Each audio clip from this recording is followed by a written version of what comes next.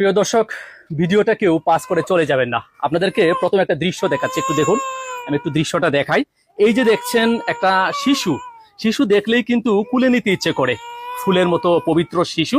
কিন্তু এই যে শিশু যে মায়ের কুলে বসে আছে, এই হতভাগী মা চাইলেই শিশুটিকে কুলে নিতে পারে না। কেন জানেন?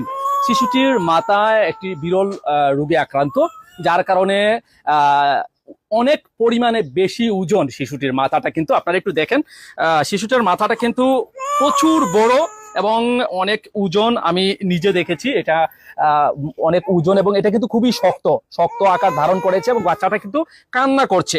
হ্যাঁ দর্শক, আমি শুরুতে একটা কথা বলেছিলাম যে ভিডিওটা পাস করে কেউ যাবেন না।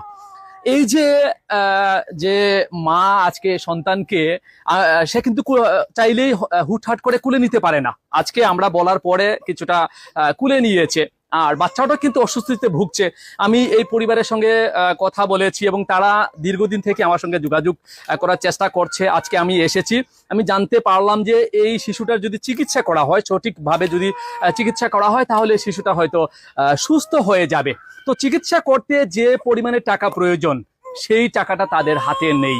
তারা নিম্ন আয়ের মানুষ, অর্থাৎ খেটে খাওয়ার মানুষ, দিন এনে দিন খায়, এই পর্যায়ে কিন্তু তারা আছে। আর এটা হচ্ছে এই যে মা রয়েছে, এই মায়ের প্রথম বাচ্চা। ওটা বেশি পরিমাণে শেয়ার করে দিন, যাতে এই দুনিয়ায় এমন একজন বা দুজন তিনজনের নজরে পড়ে, যারা চাইলেই শিশুটার চিকিৎসার ভার তারা নিতে পারে। আমি যেখান থেকে দাঁড়িয়ে এই ভিডিওটা করছি, এটা হচ্ছে সিলেটের গোয়েনঘাট উপজেলার ৩ নং পূর্ব জাফলং ইউনিয়নের, এটা পূর্ব কালীনগরের হচ্ছে এটা ঠিকানাটা। এবং আমরা একটু মায়ের সঙ্গে একটু কথা বলি। আপনার নামটা? নাজমিন বেগম। এই বাচ্চাটার বয়স কত? 1 মাস? 2 মাস? 2 মাসের মতো হয়েছে না? 2 মাসের মতো। ডাক্তার কি কিছু বলছে? মাথার মধ্যে পানি বলছে। আচ্ছা, চিকিৎসা করলে ভালো হবে বলছে এরকম? দর্শক, আপনারা দেখতেই পাচ্ছেন যে বাচ্চাটা ছটপট করছে, কান্না করছে। সব সময় নাকি এভাবে কান্না করে, অসহ্য যন্ত্রণায় সে ছটপট করে। আর তার মাথাটা কিন্তু প্রচন্ড আকার ধারণ করেছে, অর্থাৎ অনেক সাইজে অনেক বড় আকার ধারণ করেছে এবং শক্ত। আমি একটু এবং এখানে এটার পিছনে একটা ঘায়ের মতো হয়ে গেছে, না? এটা নিচে একটা ঘায়ের মতো হয়ে গেছে। আমি একটু পাড়া প্রতিবেশী একজনের সঙ্গে একটু কথা বলি। একবার অবস্থায় খারাপ, মনে করুন যে গরিবের ঘরে জন্ম লইছে, ভাত খাইতে ভাত পায় না তারা। এটা যে চিকিৎসা করব এই সামর্থ্য হেগো নাই।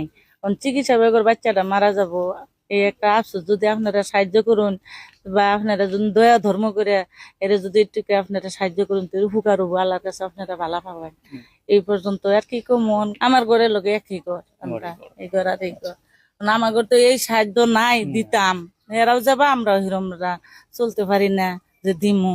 যদি দিতে পারতাম তেমন কয় যে দিয়ে এটার চিকিৎসা করতাম। অথবা আপনি চাইলে ভিডিওটা শেয়ার করে দিতে পারেন, সর্বোচ্চ শেয়ার যেন হয়।